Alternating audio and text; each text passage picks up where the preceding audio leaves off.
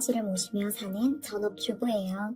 이 시대에 저만큼 시집살이를 톡톡히 하고 있는 며느리는 없을 겁니다. 얼마 전 82년생 김지영이라는 소설책을 읽고 얼마나 울었는지 몰라요. 구구절절 어찌나 공감이 되던지요. 그런데 그 소설 속 주인공이 겪는 시집살이는 저에 비하면 세 발의 피예요. 보통 시집살이라 하면 못된 시어머니 등살에 힘들어하는 건데 저희 시어머니는 제가 결혼하고 첫 애를 낳을 무렵에 돌아가셨어요. 사람들이 며느리 사랑은 시아버지라고 하잖아요. 하지만 저는 시아버지 때문에 하루하루가 가시밭길이었죠. 오히려 시어머니가 살아계셨더라면 이 고생을 좀 덜 했을 텐데 할 정도예요. 시어머니는 제가 결혼하기 전부터 많이 아프셨어요. 결혼하고 첫 임신에서 만삭일 무렵에 시어머니가 돌아가셨고요. 저는 출산 예정일이 임박한 채로 시어머니 장례를 치렀어요. 며느리라고는 저 혼자밖에 없어서 장례를 치르는 3일 내내 제대로 발 한 번 못 뻗고 조문객 접대를 하느라 죽을 고생을 했죠. 시어머니 발인날 장지에 가서 시어머니 하관을 하는데 배가 너무 아팠어요. 병원에서 의사 선생님이 알려준 출산 예정일은 4주 후였는데 장례를 치르느라 고생을 너무 해서 그런지 아기가 좀 서둘러 나오려고 하는 것 같더라고요. 장지에서 양수가 터지고 급기야 앰뷸런스를 불러서 병원으로 갔죠. 그렇게 첫 아이를 낳았습니다. 첫 아이는 딸이었어요. 큰 딸아이의 생일은 할머니 제삿날 이틀 뒤가 된 거죠. 시어머니 발인 때 참석했던 시댁 친척분들은 제가 출산을 한 병원으로 바로 오셨습니다. 그러면서 하는 말이 갓난 아이를 보고 아무래도 할머니가 환생을 한 건지도 모른다. 아무리 봐도 할머니랑 쏙 빼닮았다. 그런 말들을 했죠. 무슨 달라이 라마도 아니고 갓 태어난 아이한테 할머니 귀신이 붙었다는 소리처럼 들려서 무척 언짢았어요. 그런데 시아버지는 저보다 더 언짢아 하시더라고요. 시아버지가 그러시는 건 아들이 아니라 딸이어서 그랬던 거죠. 주변 친척들은 첫 딸은 살림 미천이다, 아들이야 다음에 낳으면 된다며 위로했지만 시아버지는 손녀딸을 보시고도 썩 기분이 좋지 않아 하셨어요. 남편은 3대 독자예요. 시아버지는 아주 골수 유교를 따지시는 분인데 아들 귀한 집에서 대를 이을 아들을 낳지 못하고 딸을 낳으니까 기분이 좋지 않으셨던 거죠.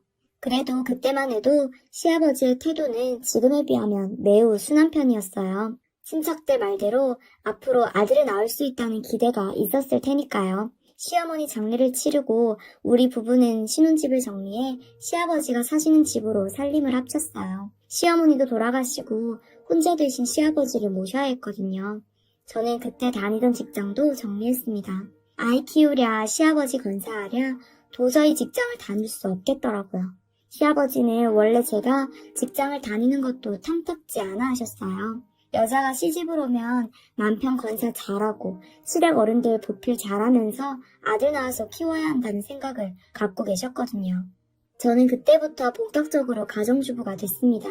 저는 친정이 없어요. 아버지는 제가 초등학교 다닐 때 돌아가시고 어머니랑 단둘이 살았는데 어머니도 제가 대학 졸업하고 막 사회생활을 시작할 무렵에 돌아가셨거든요. 취직을 해서 월급을 타면 엄마 호강을 시켜주고 싶었는데 제대로 효도도 못하고 엄마를 보내야 했죠. 시아버지는 제가 남편하고 결혼하는 걸 탐탁지 않아 하셨어요. 제가 고아에다가 가능한 집딸이라는 이유 때문이었죠. 그래도 시아버지가 저희 부부의 결혼을 마냥 반대만 할 수는 없었던 건 시어머니가 아프셨기 때문이에요. 결혼 전에 이미 말기암 판정을 받으셔서 살아생전에 아들 결혼을 보시고 싶다고 했거든요. 시아버지 마음에 드는 며느리감 새로 구해서 결혼을 시킬 시간적 여유가 없었던 거죠. 그렇게 결혼을 약속하고 결혼식 준비를 하면서 저는 시어머니 병수발을 들었습니다. 직장에서 퇴근을 하면 거의 매일 시어머니가 입원해 계신 병원으로 갔었죠. 결혼식 준비도 주말에 잠깐 짬을 냈어요. 시댁에는 시어머니 말고 여자가 한 명도 없습니다. 남편도 3대 독자여서 그런지 어려서부터 받는 것에만 익숙해 자기 어머니 병수발 드는 것도 어려워하더라고요. 당연히 시아버지도 부인 병수발을 못 들었어요. 결혼을 하고 나서도 직장 다니랴 시어머니 간병하랴 너무 바빠서 아이 갖는 건 미루려고 했습니다. 그런데 시아버지는 아이 갖는 걸 절대로 미루면 안 된다고 하시더라고요. 남편도 아버지의 뜻을 꺾을 수 없으니까 좀 힘들더라도 아이가 생기는 대로 낳자고 했죠. 그래서 우리 부부는 신혼여행 때부터 무조건 피임도 없이 잠자리를 가졌어요. 아프신 시어머니도 당신 죽기 전에 하나뿐인 아들 결혼하는 것 보고 손자만 보면 여한이 없겠다고 하시니까 저도 어쩔 수 없이 그 뜻을 따를 수밖에 없었죠. 다행히 결혼하고 몇 달 지나지 않아서 임신이 됐어요. 결혼하고 제가 시댁 식구들한테 기염을 받은 건 그때가 처음이자 마지막이었습니다. 임신을 했다고 하니까 시아버지도 병원에 올 필요 없이 무리하지 말고 집에서 푹 쉬라고 하시더라고요. 어찌나 저를 떠받들어 주시던지 제가 조금이라도 무거운 물건을 들려고 하면 시아버지는 거의 뛰다시피 저에게 다가와서 제가 들려는 물건을 손에서 빼앗았었죠. 애 가진 여자가 무거운 거 들면 못 써 하시면서요.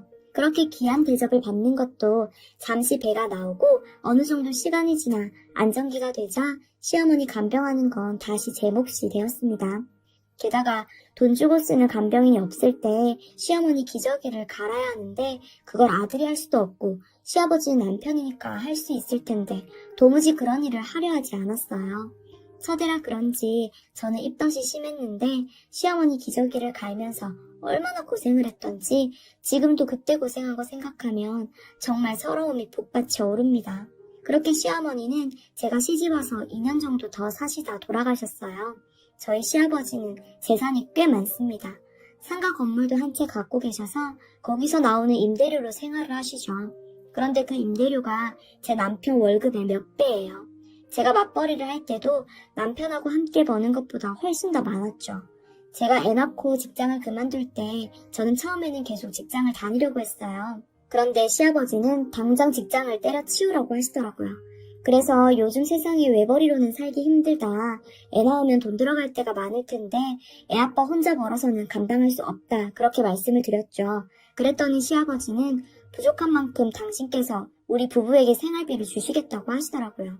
그 말을 들으니까 저도 그래 아득바득 직장 다녀서 뭐하나. 어차피 여자들한테는 유리천장인데 회사에서 임원이 될 것도 아니고 하는 생각이 들었죠. 그래서 집안 살림을 하면서 드는 생활비는 전부 시아버지께 타서 썼습니다.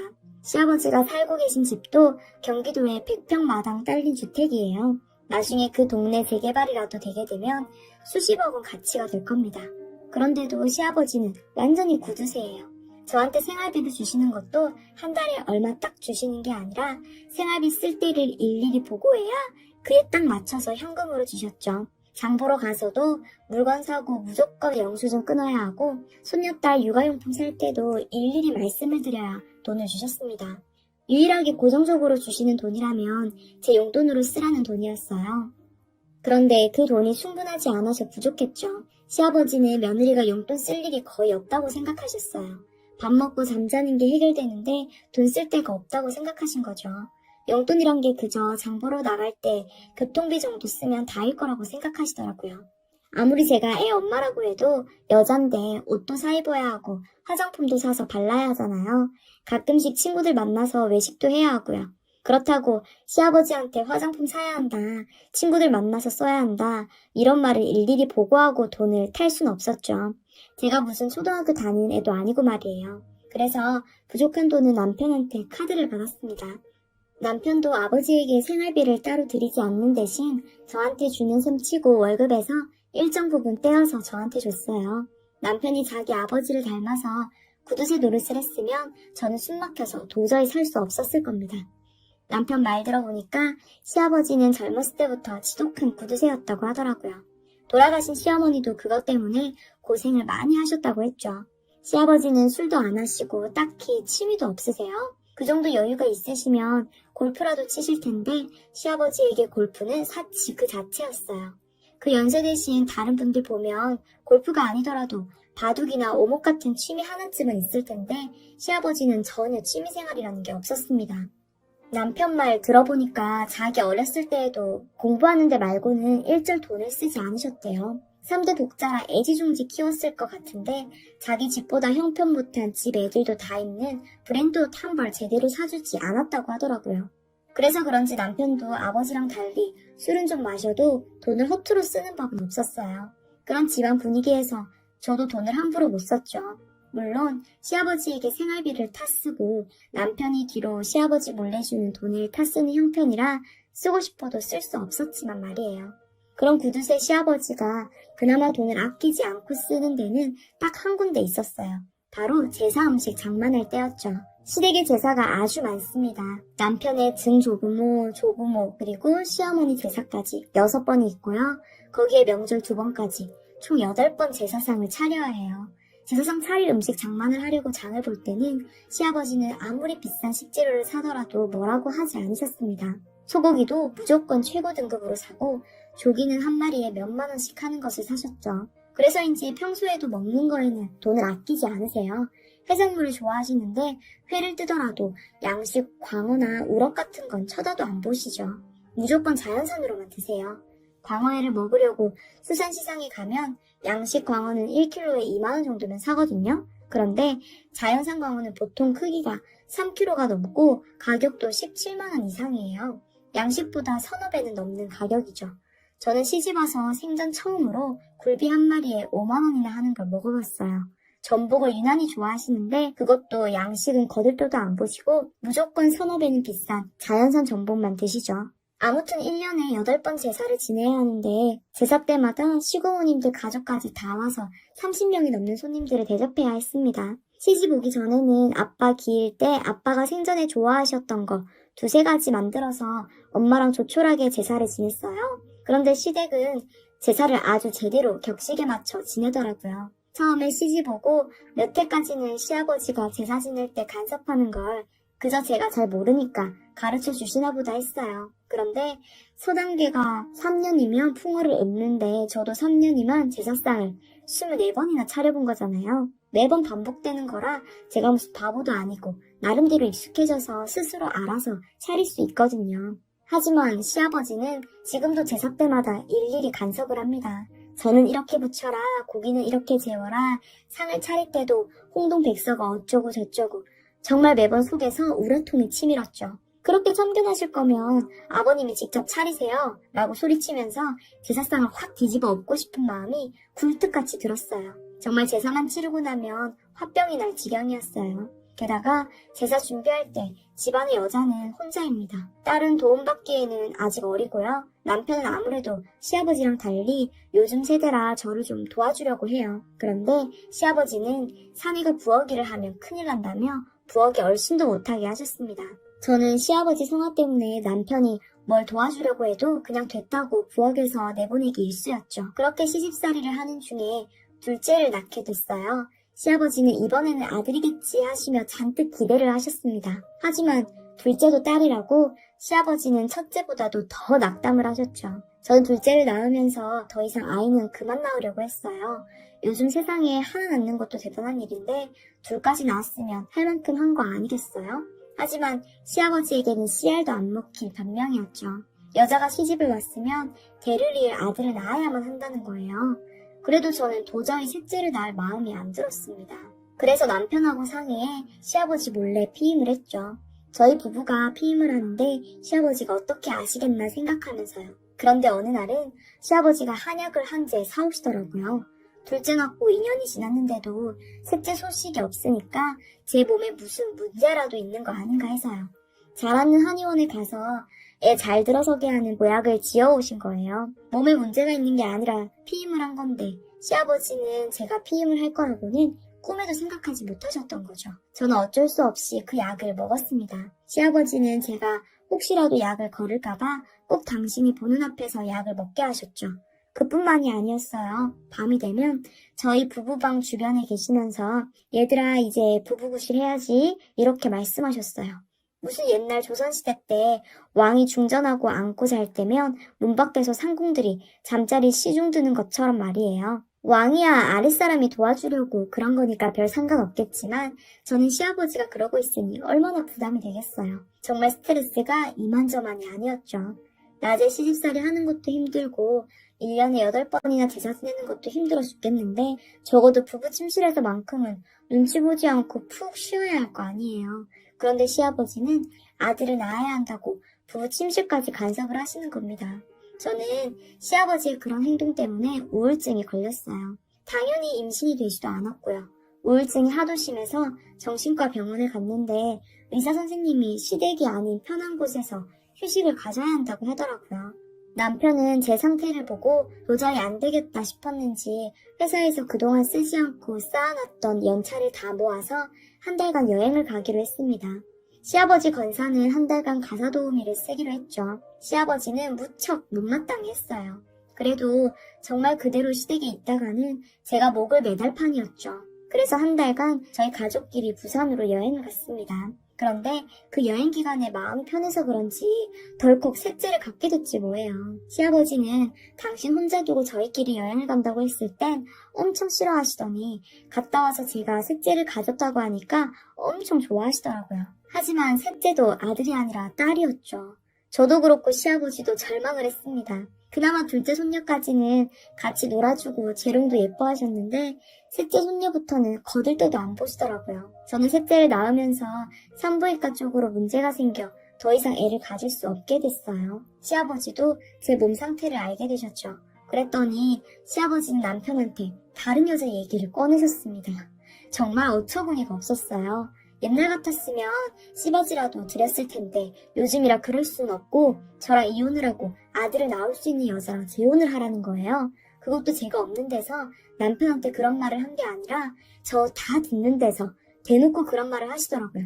도무지 저를 당신 아들이 사랑해서 결혼한 사람으로 보는 게 아니라 아들을 낳아야 하는 무슨 기계처럼 여겼던 겁니다. 그 기계가 제 구실을 못하게 되니까 다른 기계로 바꾸라는 거죠. 그날 남편은 제가 결혼하고 나서 처음으로 자기 아버지한테 심하게 대들었어요.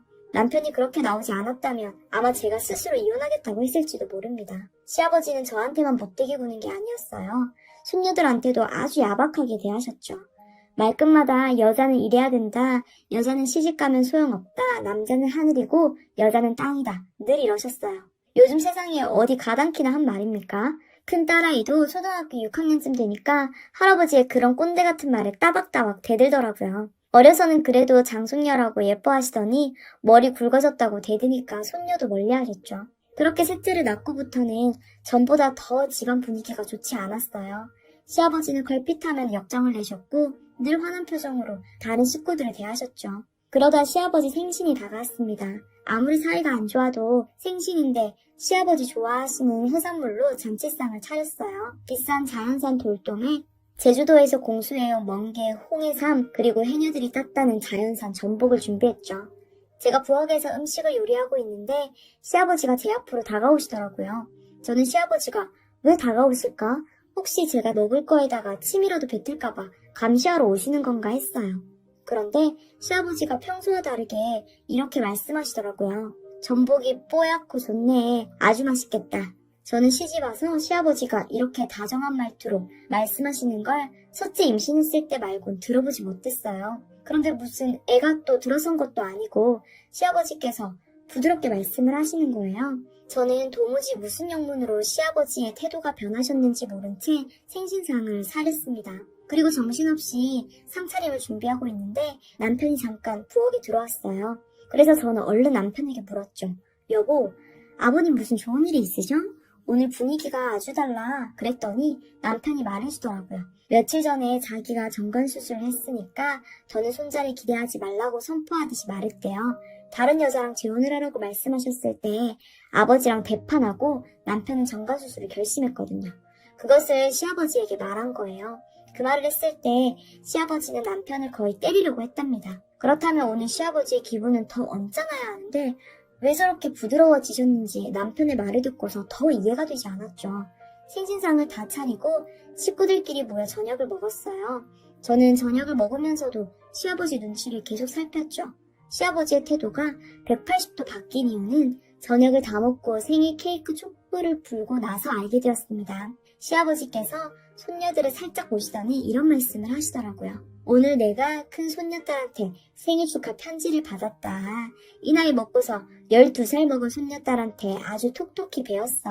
저는 첫째 아이가 무슨 편지를 썼길래 저러시나 궁금했어요. 첫째가 할아버지한테 쓴 편지의 내용은 이러했습니다. 자기는 결혼해서도 자식을 낳으면 엄마 성을 함께 쓰도록 할 거다. 그리고 할아버지 제사도 지낼 거다. 조선시대 대학자 율곡이도 외가의 제사를 지냈다. 딸이라고 해서 자기 가문의 대를 잊지 말라는 법은 없다.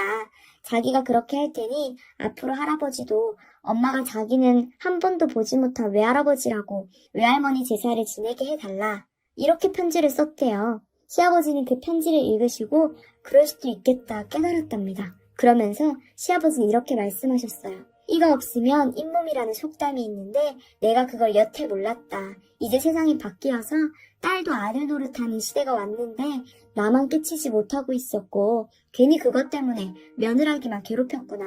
며느라가 내가 그동안 너한테 미안한 일이 좀 많았다. 미안하구나. 앞으로는 잘 지내보자.